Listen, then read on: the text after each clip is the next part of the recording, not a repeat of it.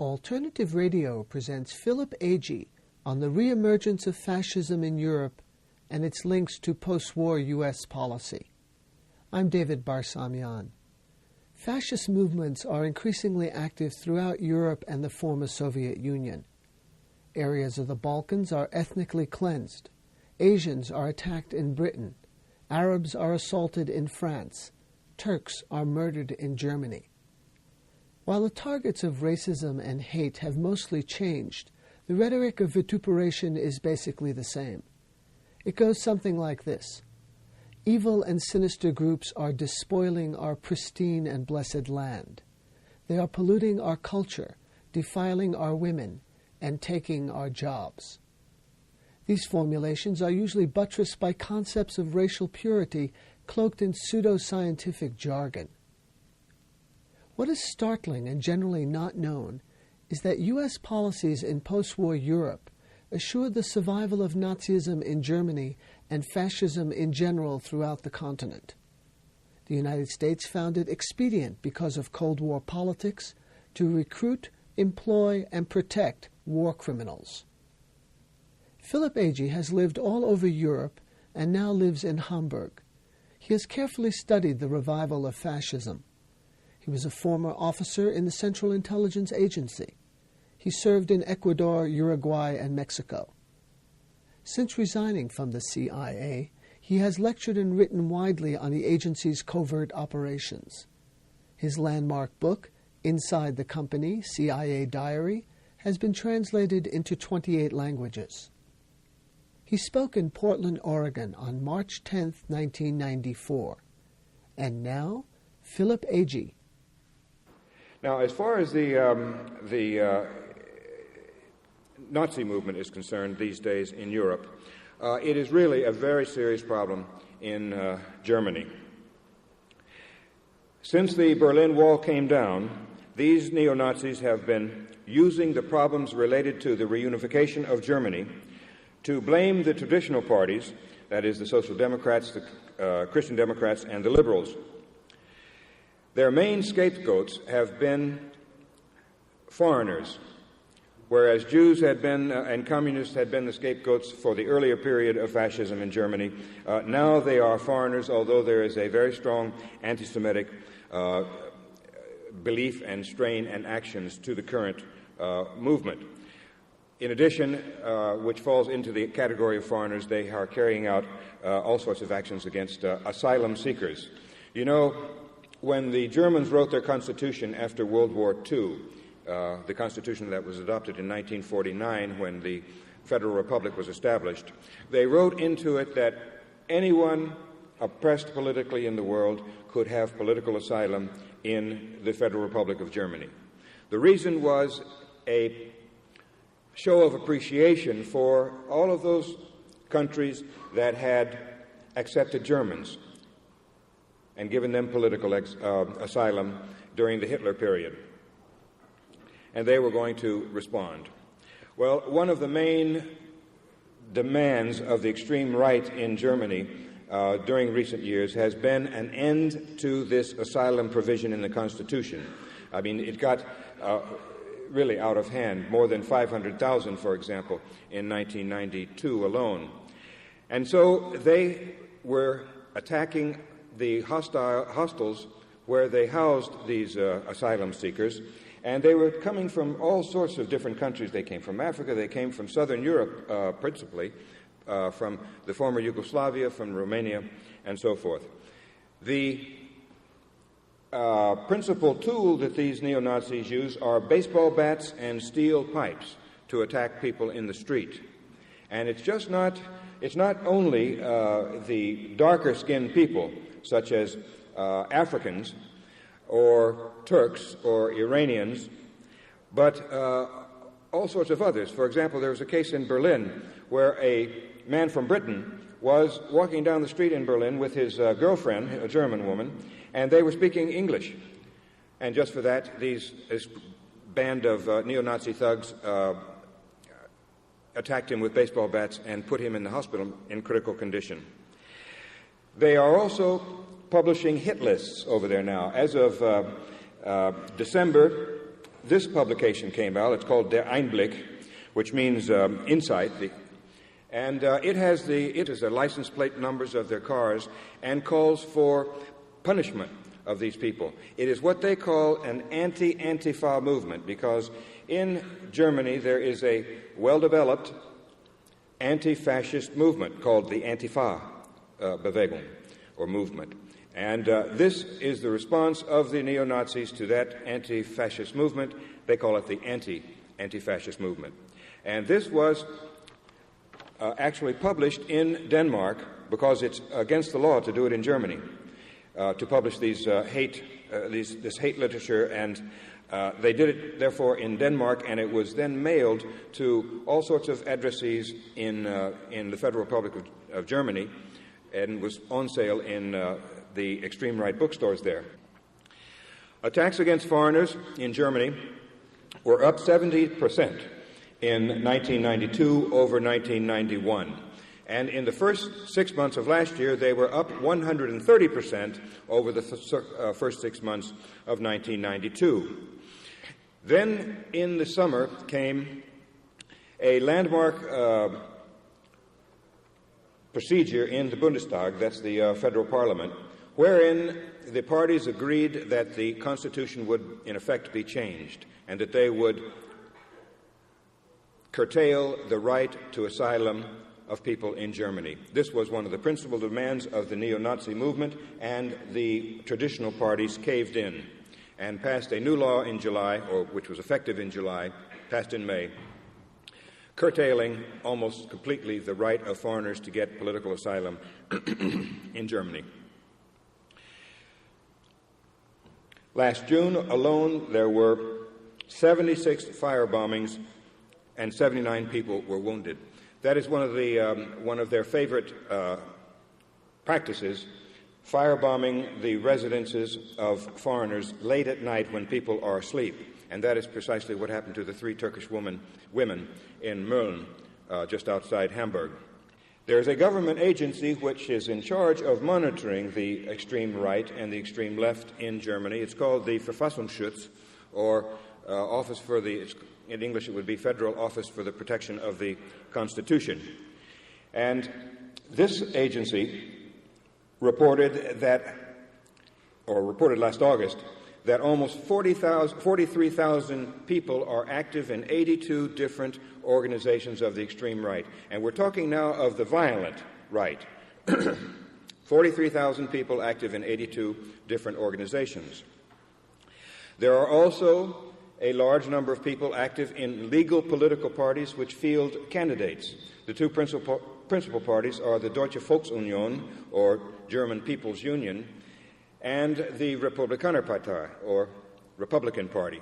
Each of these has about 25,000 members, they calculate. So if you take these 2 political parties and add to that the 43,000 in the violent groups, then you're getting up to close to 100,000 people in Germany who are actively engaged in the extreme right or neo-Nazi movement in that country. All these different organizations have been operating in recent years independently of each other, but the signs are that they are beginning to coordinate their activities in a way which they had never done before, forging alliances and united front in actions. They have a pretty fertile soil, in which to work. A survey in 1989 showed that 79% of Germans feel that there are too many foreigners in the country. 2 other studies showed that 20% of the population still have anti-Jewish feelings, and another 30% are latently anti-Semitic. Still another opinion poll showed that 20% hated in a racial sense Asians and Africans, and some 69% believe that asylum seekers abuse the social welfare system in the country. In elections in extreme right in Europe generally, and the European Parliament, is the legislative body of the European Union, or formerly the European Community. These neo-fascist parties got something like around 11 million votes in the whole of Europe. And I believe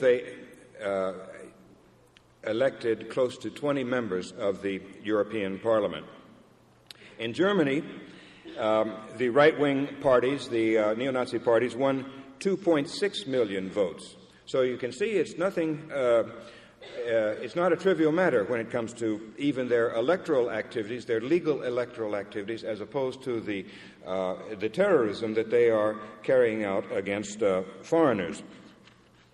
Those campaigns of the far right in Germany included slogans like "Germany for the Germans," "Germany first, then Europe," and "Proud to be German." Among their campaign proposals was the expulsion of foreigners as a solution to the country's housing and jobs crises, and change in the Constitution to eliminate the asylum procedure, as I mentioned already, something that they achieved last summer. The largest of the parties, the Republikanerpartei, or REP as they're called, got a little more than 2 million votes and won 6 seats in Strasbourg, that is in the European Parliament. And they also have members on the city councils in Berlin, Dusseldorf, Cologne, Stuttgart, and other cities. So far, they haven't got any members in the Bundestag, but there are new elections for the national parliament in West Germany, or in Germany, coming up in November, and there's a very good chance that they will finally get some membership in the parliament. All they have to do is get 5% of the votes, and they get representation under the proportional system in Germany. Their leader is Franz Schönhuber, who was a volunteer in the Waffen-SS of Hitler's, and that, of course, was the instrument used to exterminate the Jews. What do these people believe? Well, here are some starters. First, they are part of the growing international movement to deny or to minimize the Holocaust. For those who are unaware, there has been for some time an campaign, it's been in this country and it has been in Europe as well, to either deny or to minimize the Nazi Holocaust, that is the extermination of the Jews. And there are various publications which have come out denying the Holocaust, both written by American authors and by Europeans. These neo-Nazis also believe that trade unions should be controlled by the state, and they believe young women should be trained in the role of wife and mother. They believe the state should be empowered to censor publications, and that Social Security and political rights should be denied to foreigners. People who are HIV positive should have their genitals tattooed. And finally, they want to make an abandoned nuclear power site in Germany into a special labor camp for their political opponents eventually. They seem especially strong among police forces, as a matter of fact, with studies showing that more than 50% of police officers in Bavaria support the REP, the Republican Party, and some 60% of police officers in the state of Hesse, that is where Frankfurt is the capital, also support the Republican Party. Anybody who studied Hitler's Third Reich will find similarities, a lot of similarities, between the Nazi program of the Hitler time and what the Republican Party is proposing today. And keep in mind that the German government agencies, the security agencies, only consider this Republican Party and the other one, the German People's Union, to be right radical and not right extremist like these violent groups which carry such names as the German Liberal Labor Party, the Nationalist Front, the German Alternative, the National List, the German Women's Front, another one called Anti-Zionist Action, and Anti-Communist Action, to name just a few of these groups.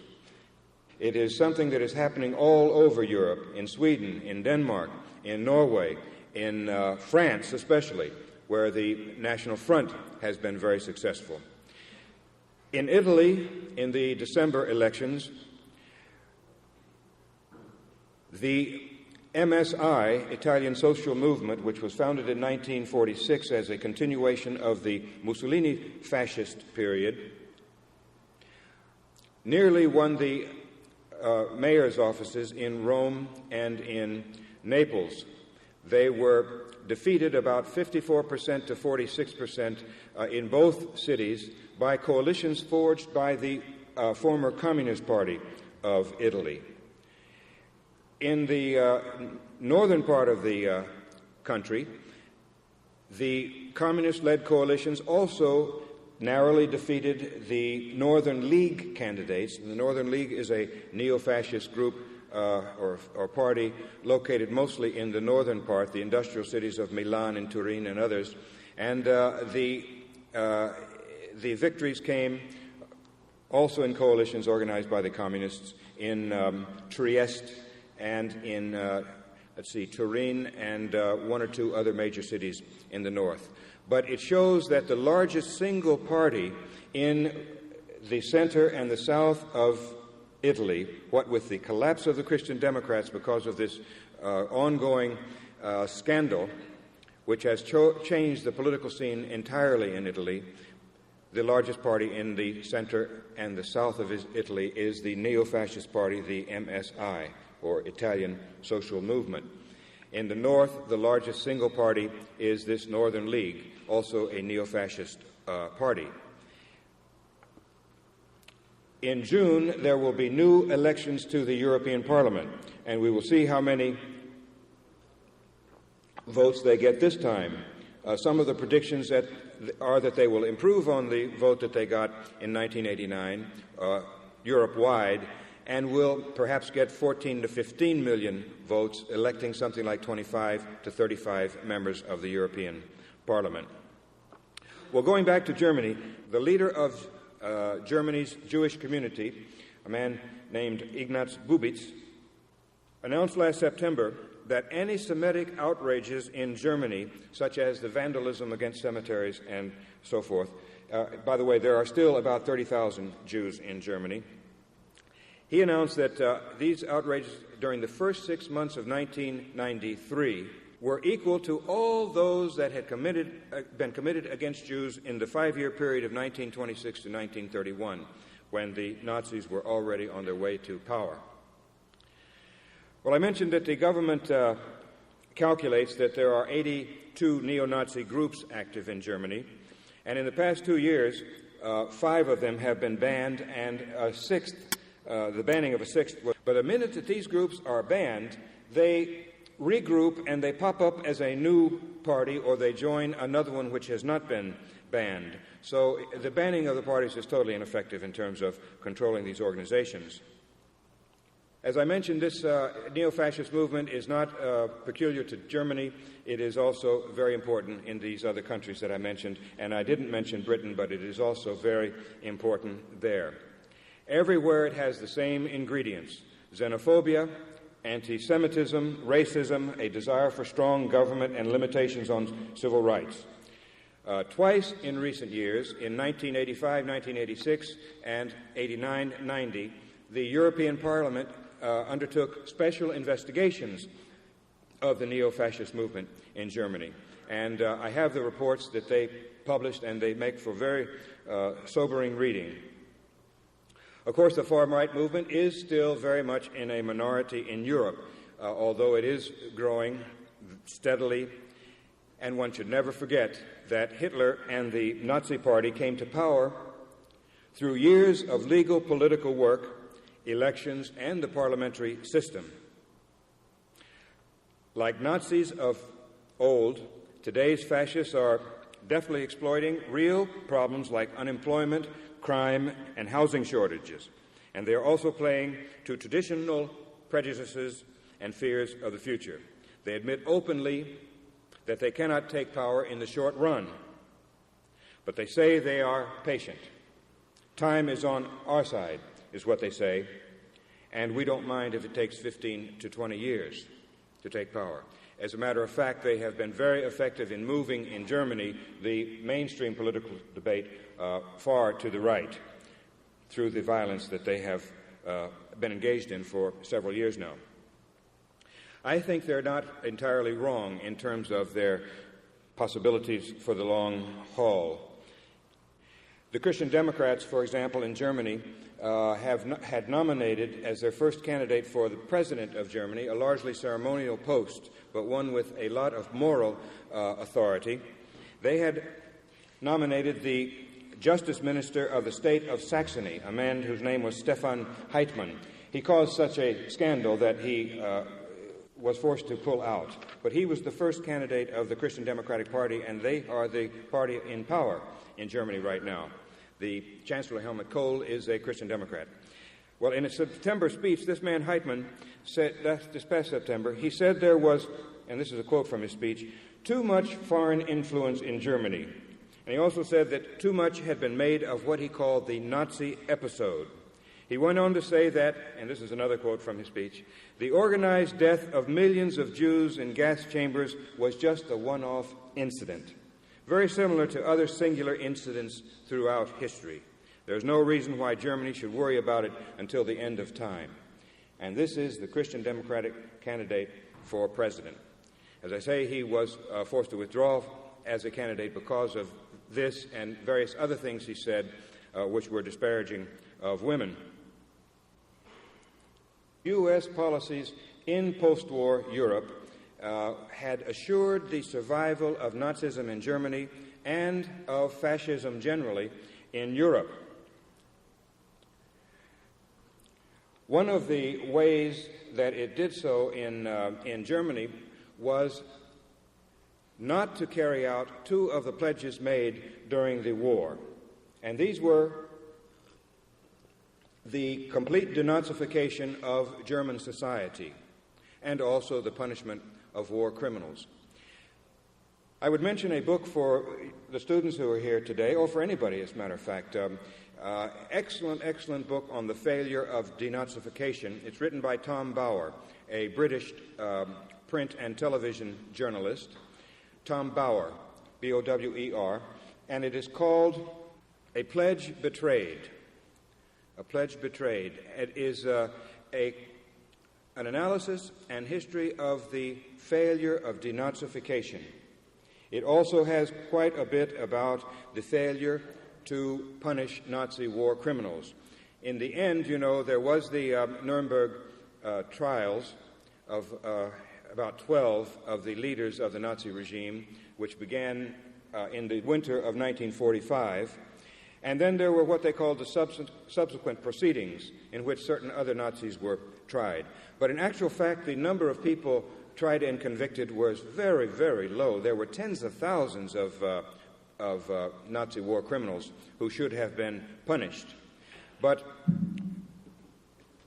by 1946-47, the Cold War was already underway, and these Nazi war criminals were fanatical anti-communists.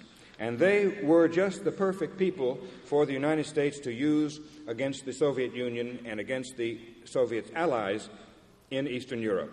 And so, where denazification is concerned, the United States simply gave up, really. They turned it all over to the Germans to effect, because they didn't have the people, they didn't really have the interest once the Cold War against the Soviets got going. And naturally, the Germans were not going to take it seriously. As it turned out, none of the important professions were denazified. And here I mean the legal, for example, the legal and the judiciary, the legal profession and the judiciary. I believe more than 90% of the people in this profession were in the Hitler legal front, and none of them were removed from their positions in the judiciary or from the legal system.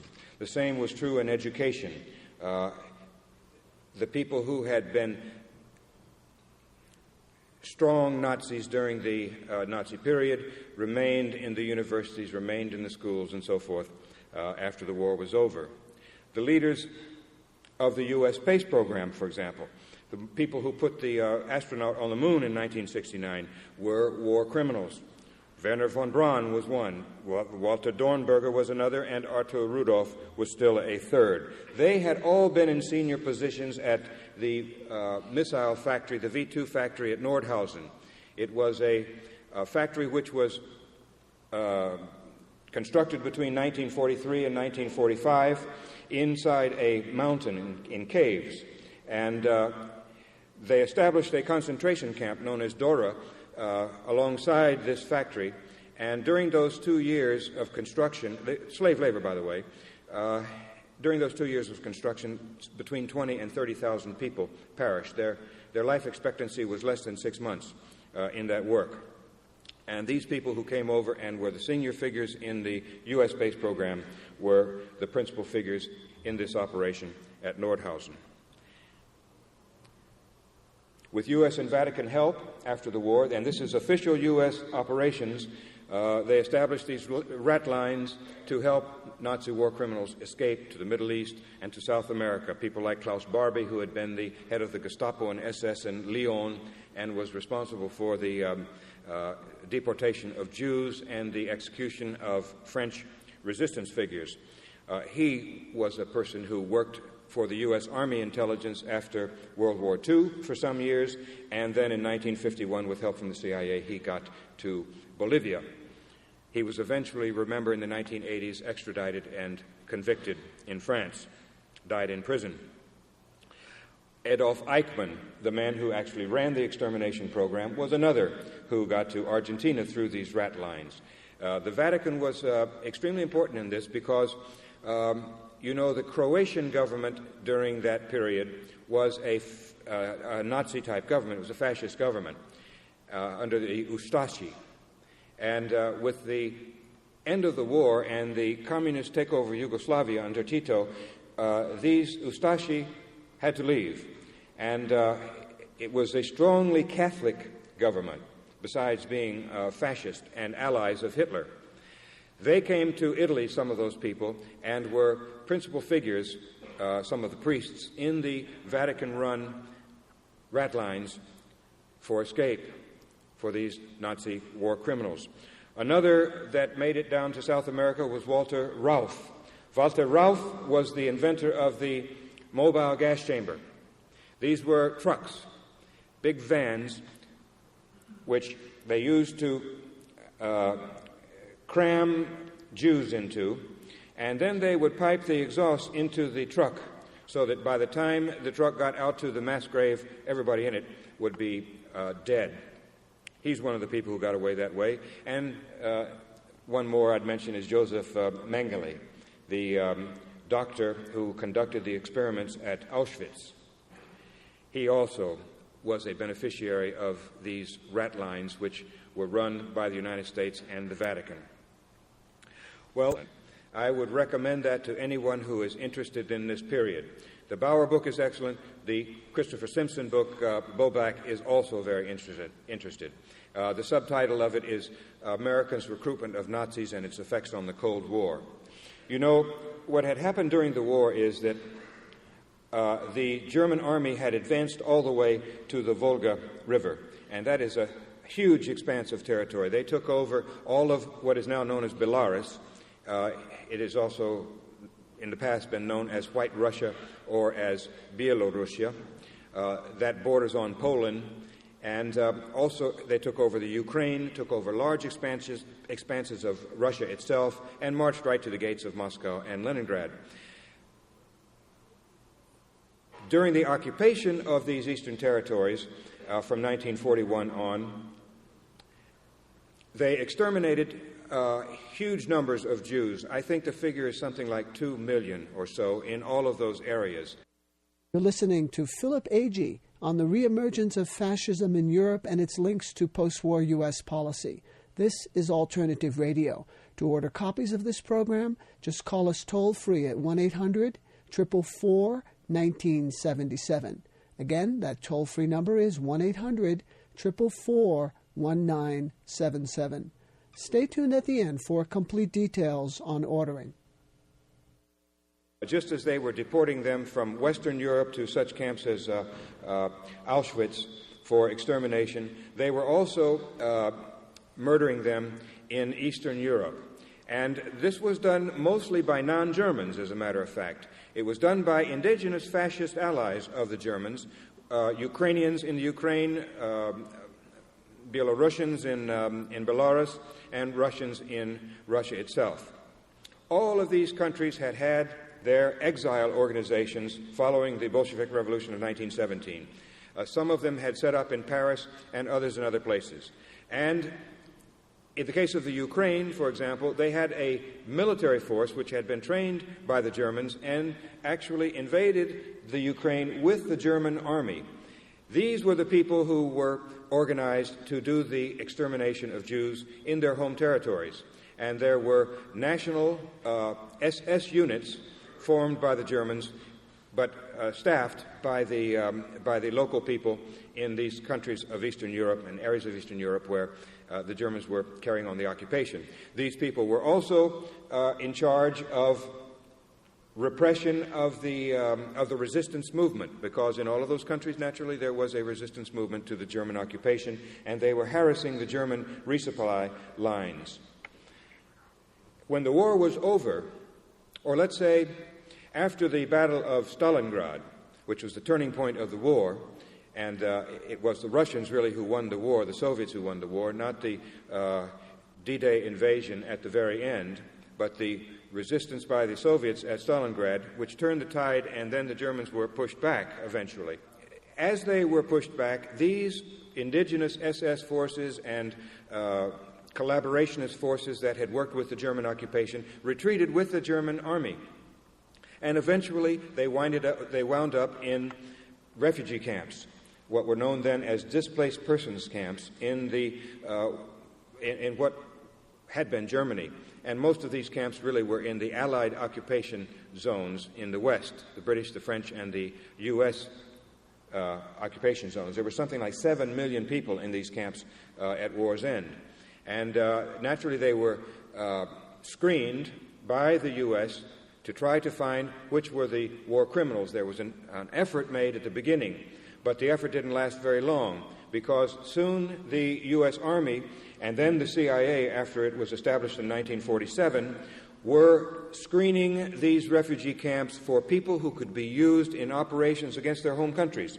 And as they had been fascists and war criminals, they were all too eager, many of them, to continue the war against the Soviet Union, but now under U.S. rather than German sponsorship. And so, from about 1948 on, these people were spotted and recruited out of these refugee camps, and they were taken for military training and for the formation of military units for paramilitary operations. Every single country of Eastern Europe was the target of these activities. These people were trained, they were dropped back in by parachute, or they were infiltrated from the sea in maritime operations, or in one way or another reinfiltrated to their countries of origin, and there they carried out sabotage and all sorts of activities which were intended to retard the economic recovery in Eastern Europe. Already the Marshall Plan, you know, was in effect by 1948, and the United States wanted to create a huge contrast between what the economic situation was in Eastern Europe and what it would become in the West with U.S. support.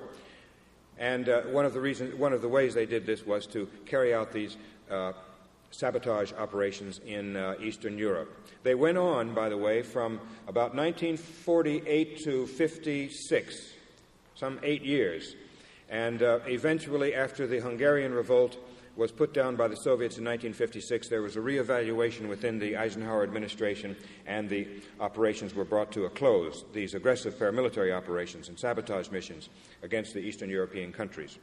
But the propaganda already was starting up early on, too, and the principal vehicles for this propaganda targeted on the peoples of Eastern Europe were, in the case of the Soviet Union, radio liberation from Bolshevism,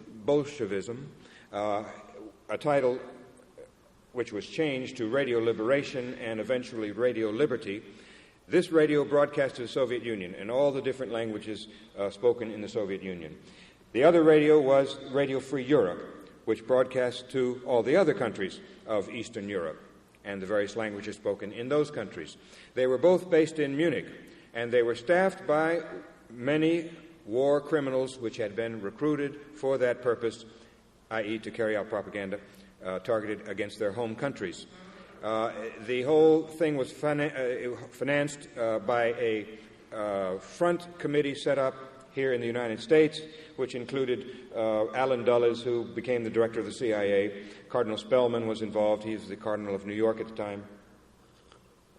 And other prominent figures. They were CIA operations from the very beginning. Greece was the scene of some of the most important CIA operations, U.S. government operations, after the war. You know, the principal resistance to the Nazi occupation in most of the places of Europe where it occurred were the communists and socialists. In Greece, it happened that the principal resistance force was the National Liberation Movement, known as EAM, or ELAS, and the National Liberation Army, known as EAM. And they had harassed the Germans through the entire occupation. And when the Germans withdrew in 1944, as the war was turning against them, these resistance forces took over the country. But Stalin and Churchill had made a deal that Greece would return to British tutelage after the war. And so the British invaded from Egypt in December 1944 and began a campaign to replace the liberation forces that had taken over the administration of the country. The political repression got so bad that these forces went back into the hills, and the Greek Civil War followed from about 1947 to 1949.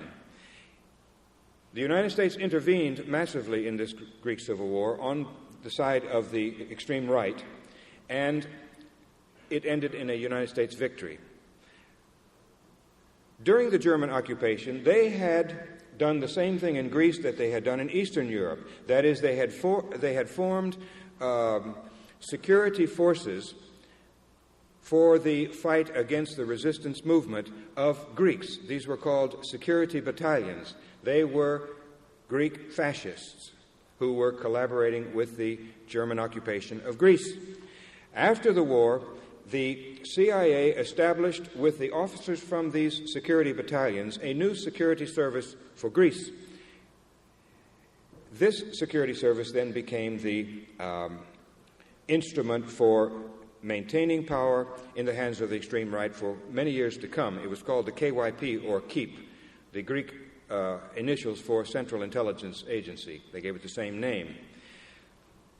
In 1967, when it looked as though left-wing forces might come to power in Greece, KYP organized a military coup in Greece.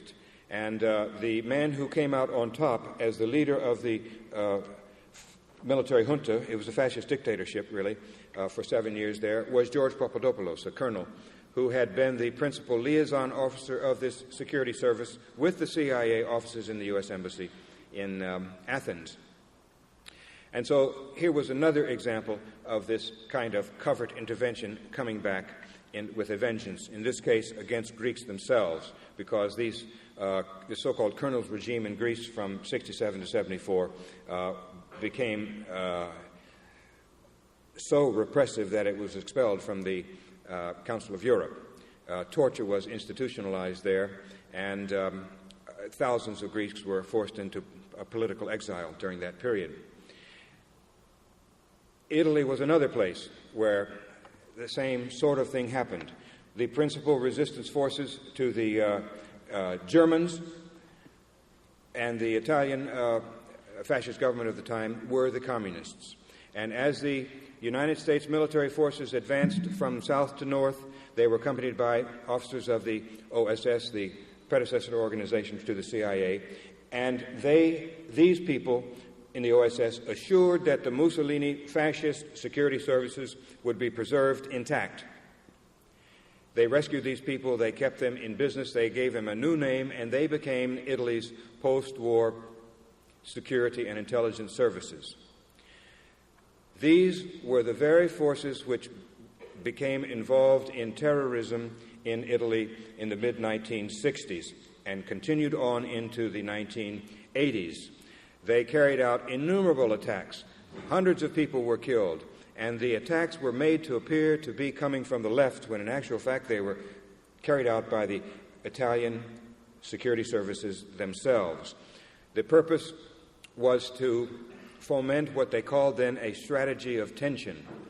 The fight in Italy all through this period from World War II on was between the Christian Democrats, supported by the United States, and the Communist Party of Italy, which had been the main resistance force to first the Italian fascist movement from the 1920s on, and then the German occupation after the fascist government fell in 1944, or 43, I think it was.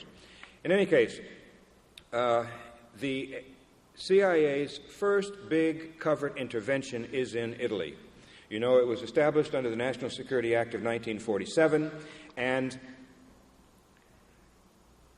it was, for the first time in U.S. history, a civilian intelligence agency in time of peace. There had never been one in U.S. history until 1947. But since the Cold War was on, it was determined that we would have to have a security service or a foreign intelligence service to collect information around the world, process it, analyze it, and put it in the hands of the people who needed it to make their decisions, beginning with the President himself and the members of the National Security Council. The Security Council having been a creation under the same law, the National Security Act. From the beginning, the agency had another role besides intelligence collection and analysis and dissemination, and that was covert action or covert operations. At the very first meeting of the National Security Council in 1947, the decision was taken, and Truman was in the chair, by the way, the decision was taken that the CIA would spend some $10 million intervening in the Italian elections, which were coming up in April 1948. A lot of money at that time. They were afraid that the communists might win that election, that is, the communists and the socialists in coalition, a coalition which was called the Popular Bloc. They passed out the $10 million through front organizations in Italy, through the Vatican, and through Italian-American organizations in this country. And it was successful. The Christian Democrats won the elections going away. It was so successful, in fact, that the whole intervention continued for many years after that. During the next 25 years, the CIA passed out as much as $100 million to the Christian Democrats to keep them in office. And as you know, they were in office, and they have been in office ever since then. They did eventually bring the socialists in with them. The Socialist Party eventually split with the communists, and they too formed governments in Italy in coalition with the Christian Democrats.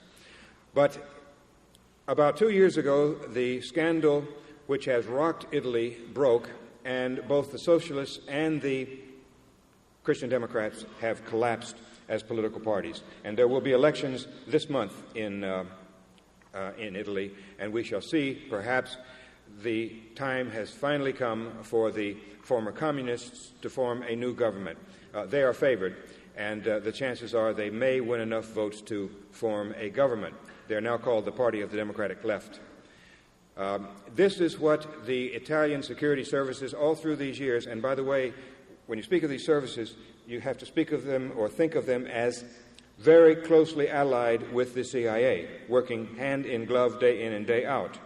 These services were the ones which were trying to provoke a military coup from the mid-60s on into the 80s. A fascist military coup is what they were trying to do, as had occurred in Turkey, for example, in the early 1980s.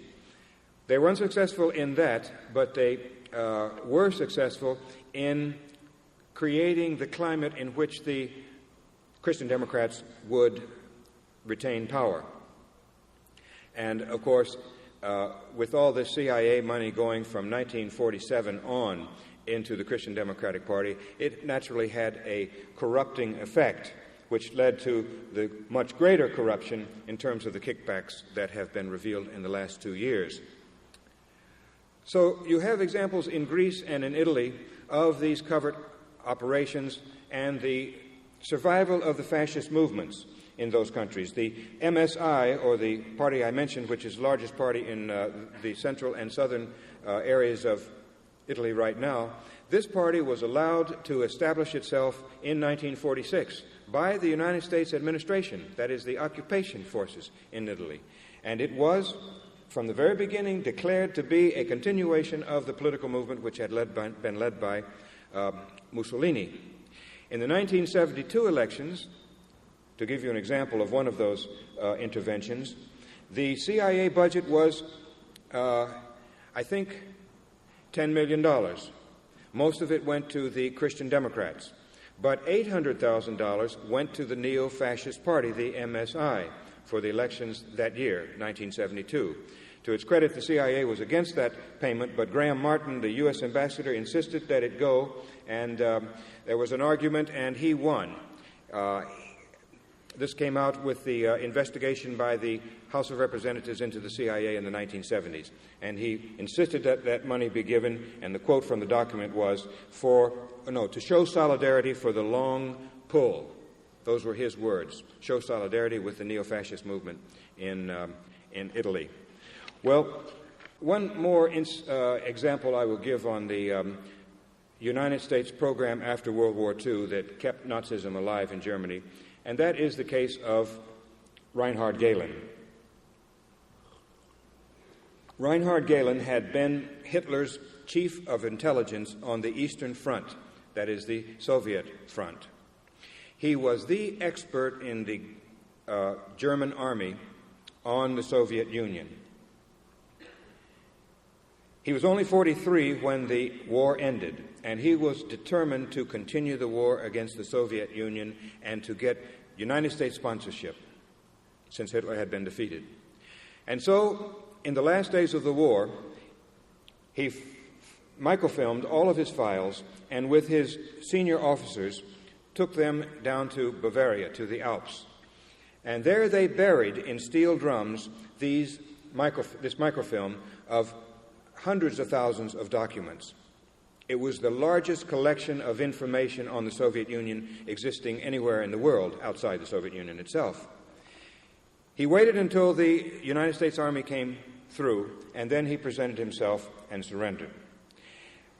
They took him for debriefing at a base which was eventually to become the CIA's major base in Germany. It was the place where the Luftwaffe, the German Air Force, had brought the American pilots to be interrogated, American and British and so forth, the pilots when they were shot down. And it was just north of Frankfurt at Oberursel. There they interrogated, or they debriefed Gehlen. He told them about the microfilm buried in the drums and told them where to find them. A detachment of army people went up and dug them up. And they began to review them, and they saw that this stuff was pure gold. Already there was distrust between the United States and the Soviet Union, and the Cold War was already beginning, even in 1945. So they brought Gehlen over to the United States. The Soviets were after him, by the way, as a war criminal, because he had been in charge of the interrogations of Soviet prisoners of war in Germany. You know, there were about 3 to 4 million 3 to 4 million Soviet prisoners of war died in the prisoner of war camps. And they died from disease, they died from lack of food, they died from excessive interrogation techniques and so forth. And Gehlen was the person whose organization was in charge of the debriefing and the interrogations of all. And so the Soviets wanted to was in U.S. hands. And one of the reasons they brought him to the United States was they were afraid the Soviets might get him. He was kept here for a year. They took him to Fort Hunt outside Washington, and there he started to write the history of German intelligence and made his proposal for continuing against the Soviets with United States money. The U.S. Army agreed, and he was brought back to Germany and set up in business again. It was known then, or his group was known then as the Gehlen Org, or Gehlen Organization. And this eventually was taken over by the CIA in 1948 or 49, I've forgotten which year exactly, once the agency was established. And then in 1956, when Germany achieved its full independence, the Gehlen Organization became the Bundesnachrichtendienst, or Federal Intelligence Service, and that continues today as Germany's principal foreign intelligence service. But Galen was a war criminal, and he brought into his organization early on in the 1940s other war criminals from the SS and the Gestapo and so forth, even though he had signed a paper saying he would not do it. But the United States knew it and just looked the other way. And these people then became involved in new and aggressive operations against the Soviet Union. You know, during the war there had been a Russian army called the Vlasov Army. This was under a general who had defected to the Germans, whose name was Vlasov, which numbered as many as 100,000 troops at one time. These were all Russians who were fighting for the Germans against the Soviet Union. And there were remnants of this Vlasov army that had survived the war. One of the first things Galen did was to revitalize this Vlasov army, i.e. the remnants of it, for paramilitary operations against the Soviet Union. These operations went on and on into the 50s and even into the 60s, not the paramilitary but the propaganda. And they were responsible for the survival of Nazism in Germany. The main spiritual leaders of the current neo-Nazi movement are people from that period. Former SS officers, for example. They attend the rallies. They go to the reunions. They attend, for example, there are two big dates in the German neo-Nazi movement. One is Hitler's birthday in April, and one is the commemoration of Rudolf Hess's death in Spandau prison. I would mention, finally, in concluding, that this is really a serious problem over there in Europe, and I really don't know how long my wife and I are going to be able to continue to live there, because even though we are white, which is to our advantage in this thing, and we are Americans, and Americans have not been really targeted, except, you know, for the luge team, the black American member of the luge team, which had been training in the eastern part of Germany and who was attacked at this disco one night. But I think the chances are that we will have to sometime leave Germany. And we talk about coming back here in any case, not for political reasons, but simply to come back here and live. But it is a really serious development. You all know that Zhirinovsky, the neo-fascist or the neo-Nazi in Russia, his party, Liberal Democratic Party, won something almost a quarter of the vote, something like 23%, 24% in December. And he has been developing very close ties with this other neo-Nazi party in Germany, the German People's Union, which is headed by a multimillionaire publisher whose name is Gerhard Frey. Zhirinovsky has forced, as we all know, Yeltsin to move to the right and to come out with this whole new nationalist line and policy in Russia. The unfortunate thing about all this is that these developments, with what is happening in Bosnia as well, because as one human rights lawyer told me a few months ago in Washington, the government of Croatia right now is a neo-Nazi government, as is the Serbian government, and Slovenia is not far behind. It's developing, Slovakia as well. This neo-Nazi and neo-fascist movement in Germany is really moving rather quickly. And what it is based on is a return to this tribal warfare in Germany. The extreme or ultra-nationalism of the past is already coming out again, and you see it with this ethnic cleansing in Bosnia. Well, what this means to all of us is that this defense budget is not going to go down. It means that Clinton will be able to follow as Bush had planned for the next 5 years. You know, Aspen started, or he did, what was known as a bottom-up review of the defense needs of the United States government, and the budget was almost the same as Bush. Bush had calculated for the next 5 years 1.5 trillion, I think, and Clinton's figure is now 1.3 trillion. And so as long as this is going on, this national security state that we have had for all these years since World War II will continue, and there will be no money available for the solution of the social calamities that we see around us every day. That is the downside of what is developing in Europe, because surely, although they have been looking for ways in which to justify, for example, an increase in the intelligence community's budget, which Clinton went along with. They now have all of these real developments in Europe, both Western Europe and Eastern Europe, to justify a continuation of this permanent war economy, which means, as I say, that we will have no money available to solve the problems in education or public health or eliminate racism, all those things that we know that are so deplorable in the United States today. Thank you.